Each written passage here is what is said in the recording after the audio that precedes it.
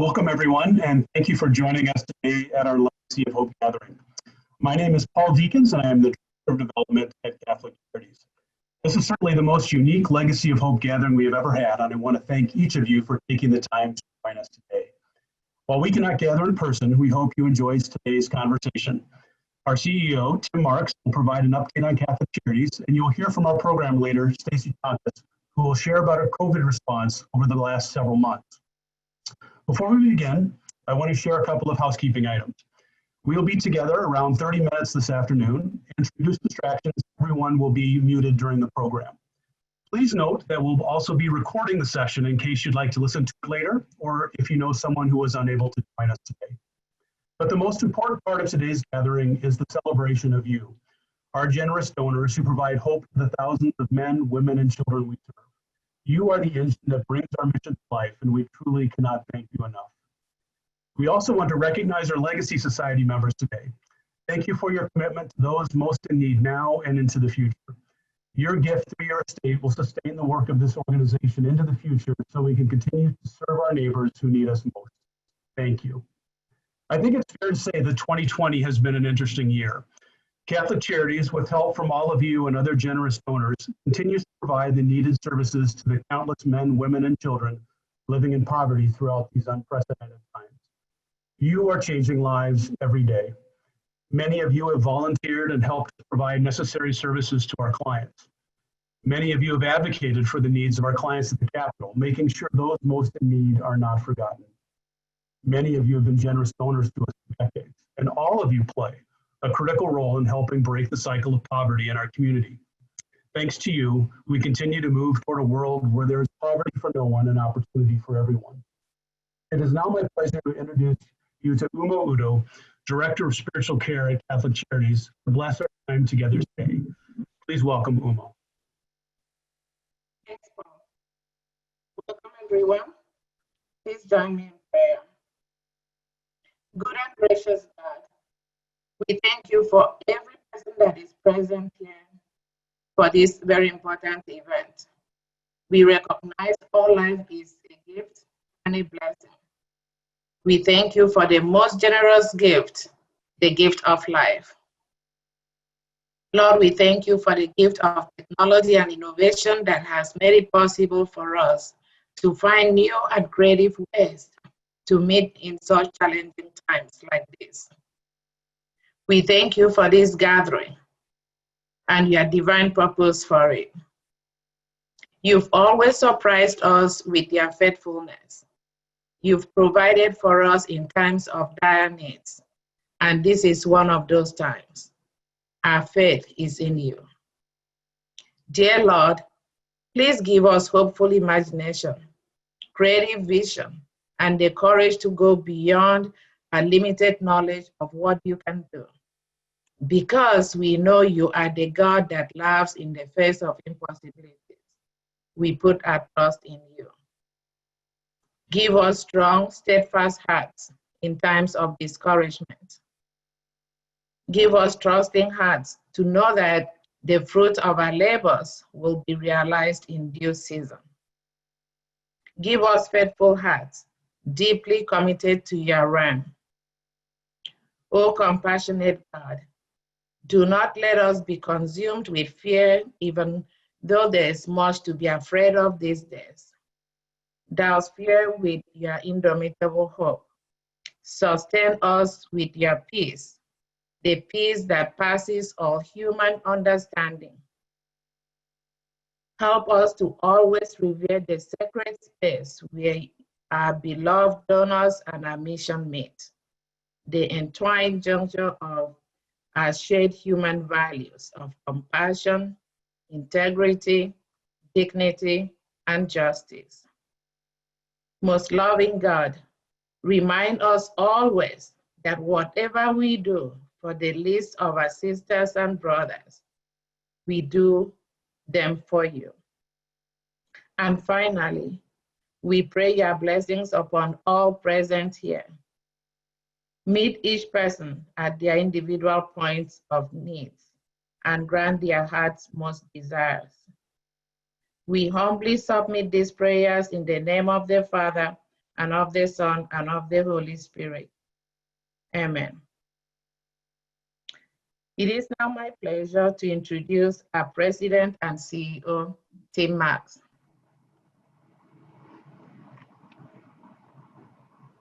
Thank you, Umo. Dignity and justice is what stood out from that wonderful prayer that you offered. Good afternoon, everyone. I hope you enjoyed that wonderful lunch we just served you, particularly the peach cobbler dessert. Oops, I started working on these remarks in early March, and that line just kind of got caught in there. But as a bit of therapy in these unusual times, note the mascot, take a deep breath, close your eyes, and imagine we are enjoying a gorgeous summer day at Midland Hills, getting caught up with longtime friends and colleagues, meeting some new people, and getting ready to have an update on Catholic Charities. I would have made my way around the tables, reminisced with some CC Catholic Charities alumni, Bob, Mary, and Annette, caught up with some long-term colleagues from my prior legal career, Rick and Pete, reminisce with Joe about the days at the old Dorothy Day Center overflow in the former funeral home, been reminded by Bill that we need to keep up our social justice work in the parishes, and steeled myself for some really tough questions from Roger, and so much more with so many others of you. This legacy of Hope Lunch has always been one of my favorites because of the presence of so many good and long-term friends who hold the mission of Catholic Charities as close to their hearts and as deep in their souls as I do.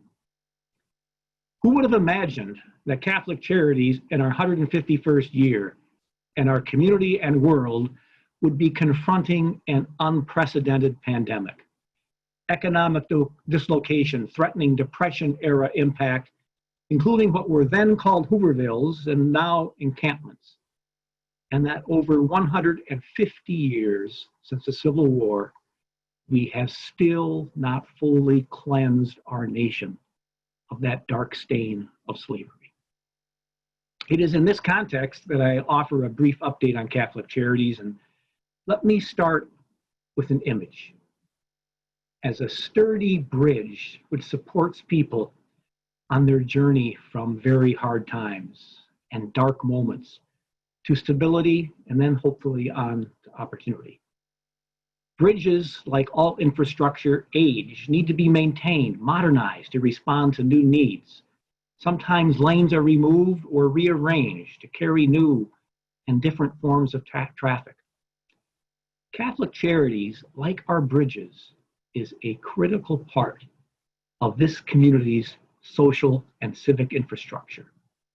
If we don't maintain, support, and modernize it, the support it provides to the community and people who need it is at risk.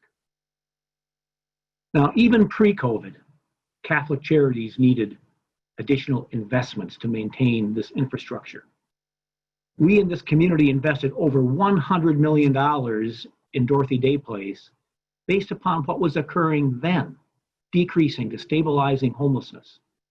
But right afterward, homelessness started to increase and is now at record levels, stretching Dorothy Day Place and Catholic Charities to the limits. Then came COVID. Then came economic dislocation and more need. Then came the senseless death of George Floyd, impacting all of us, but particularly our clients and staff of color, whose own traumatic experiences with racism was triggered by that knee on the neck of George Floyd.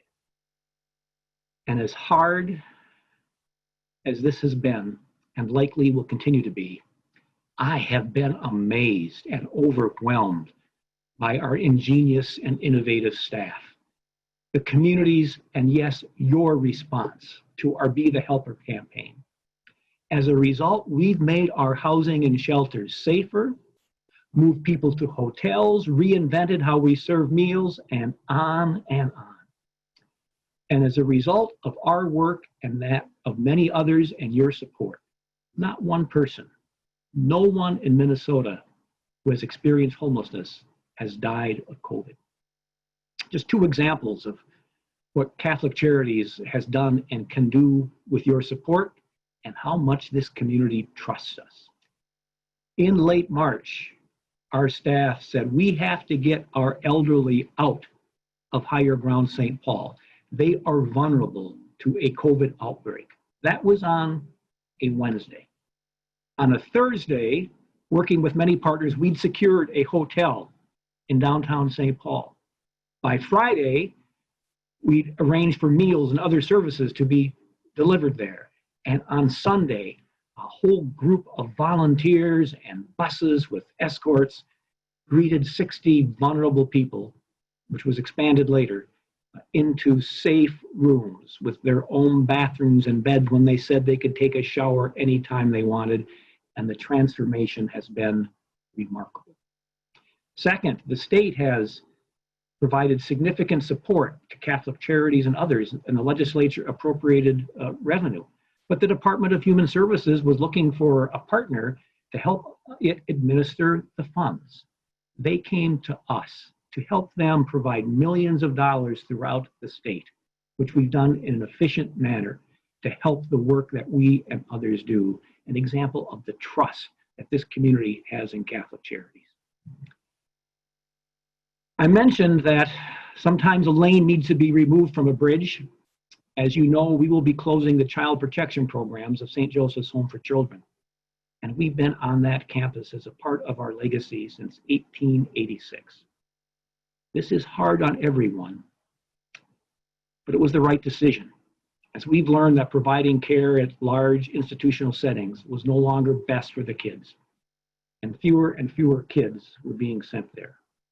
We've helped advocate for a better system, one that no longer needs St. Joe's, but it is still hard to let that legacy go.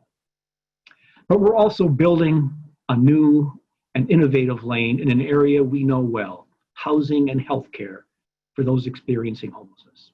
We will be adding 203 units and rooms in our new Exodus project, a new name coming, across from Elliott Park near downtown Minneapolis. This is a $75 million public-private partnership that will serve the elderly, medically frail, and veterans. It will include a clinic, and we are all excited that it will be co-located with our administrative offices, and we move out of the Catholic Charities Administrative Center in downtown Minneapolis to this new location where we will see our mission expressed each day. Finally, next year at this event, you will be able to help break in my successor. The search is on, and we are all excited to get to know and support the next CEO of Catholic Charities. I've had a tremendous 10-year run and have received so much support from you, our outstanding staff, and the broader community. Catholic Charities has given me that rare opportunity to combine my life's passion with my profession. At last year's St. Nicholas dinner, Bill and Joan Reiling received our Lives of Distinction Award. Bill reflected, "Be aware that if you get involved with Catholic Charities, it will change you." Catholic Charities has changed me.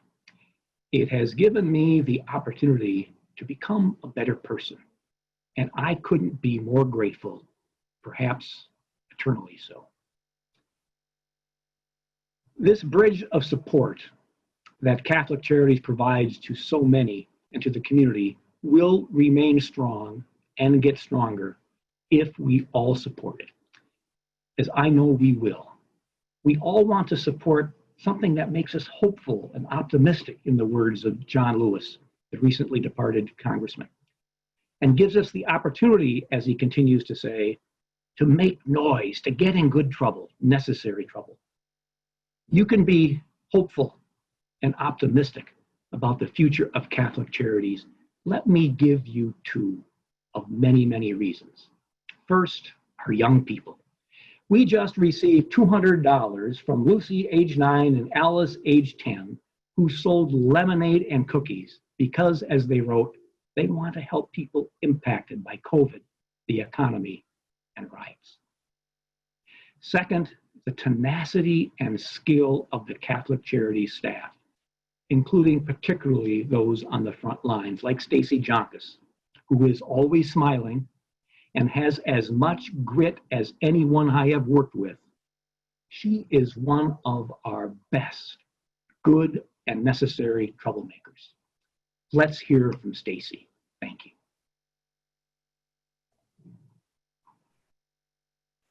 Well, thank you, Tim.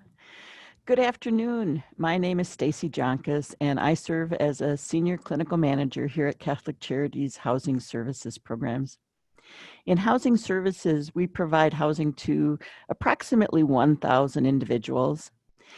We provide housing both in Hennepin and in Ramsey counties, and we have the gamut of housing from our board and lodges. Those are, if you think of like where you live in college. So you have a single room, you have a shared bathroom, we provide the meals. And the continuum is all the way to independent apartments that we help people maintain their housing and their subsidies for those. The COVID pandemic has been an unprecedented time in our history and has affected many of our procedures and our daily practices. The first thing that I really noticed when COVID became a reality for us was the absolute fear and anxiety that our residents and our staff felt. There were so many unknowns, and there continue to be so many unknowns.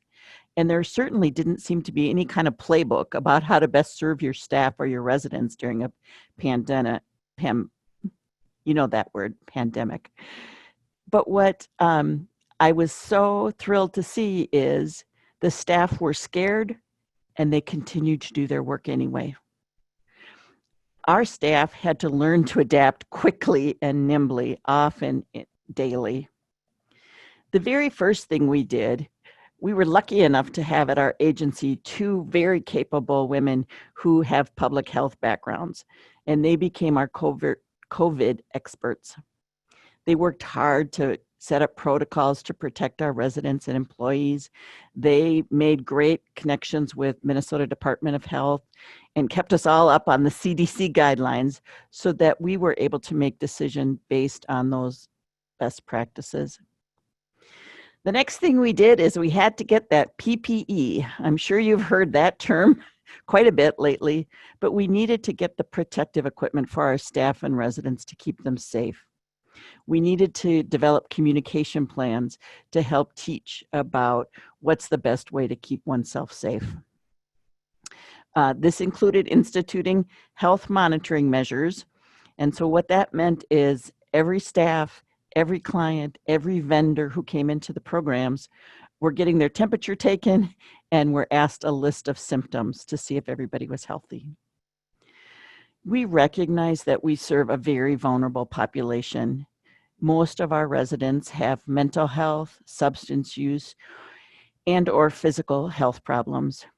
And while this put our residents at risk for COVID also decreased our residents' ability to continue to get to their appointments with their providers who are keeping them safe and healthy.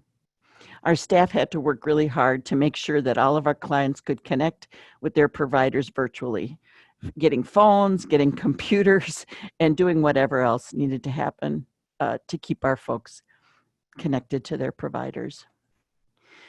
The shelter-in-place protocols forced us to refuse any visitors in our programs. And this put quite a strain on our clients because really they were not able then to see their support people. In general, COVID has really increased the loneliness and isolation of many of our residents. In our congregate settings, we had some work to do as we tried to help build in social distancing, hand washing, and wearing masks. For the congregate sites, we had to decommission the dining rooms. We couldn't have multiple people sitting at one table having their dinner. And so we had to figure out a way for people to get their meals and be able to have them in their rooms. We also had to decommission our TV lounges. And so for many people, we had to make sure they had a TV in their room. Plans were also developed to serve our residents who tested positive for COVID or were exposed to COVID. We had to teach about quarantining in their room for 10 or 14 days, depending on their situation. We arranged for meals to be brought in to them, their temperature and symptoms checked, and one of the things we really tried to do is make their rooms as appealing as possible because we wanted them to stay in there to try to keep the rest of the community safe. So again, if they didn't have a TV, we're getting a TV in there. If they didn't have a phone, getting a phone so they could contact the front desk or anybody they wanted for support. We also instituted our little cart that had activities.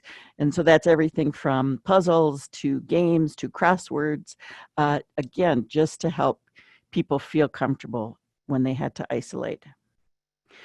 One of the things that's been most difficult is that many of our partners, and you all know that Catholic Charities partners with many people to serve our clients, many of our partners went away during COVID. This includes all the county case managers. They no longer were seeing clients, but we're only seeing people virtually. Even our mental health crisis teams weren't coming out, and we needed their help at times. You know, one example is a gentleman that I was called to see who has bipolar illness, had been doing really great, but earlier this year decided to go off his medicine because the side effect was that he had gained 150 pounds. Unfortunately, going off his medicine, the stress of COVID and George Floyd's murder really sent this man into having more symptoms. And with his mania, he became more irritable and became threatening to staff. And that's where I got called in. Usually at that time, what I would do would be to call our crisis providers and ask them to come and help me get this gentleman to the hospital. But unfortunately, when I called them, they said, oh, we're not coming out anymore. We can talk to you on the phone, though. And I also really didn't want to call 911 because this was a few days after George Floyd's murder. And this is a gentleman who is African American, and his behavior wasn't great. To make a long story short, working with the staff, we did get him to the hospital, and he's actually now in treatment. Social distancing has been a very difficult goal to reinforce. There's something, it seems like, that we want to be connected to each other.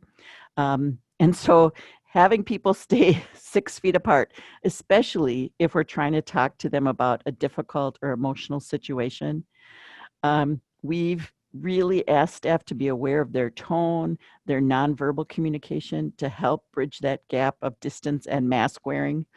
And I will tell you that when I have to talk to folks who are really paranoid or suspicious, wearing a mask does not help that situation at all. During the height of the crisis, well, so far, the Glenwood Residence has really been the hardest hit. We had 24 residents there test positive for COVID.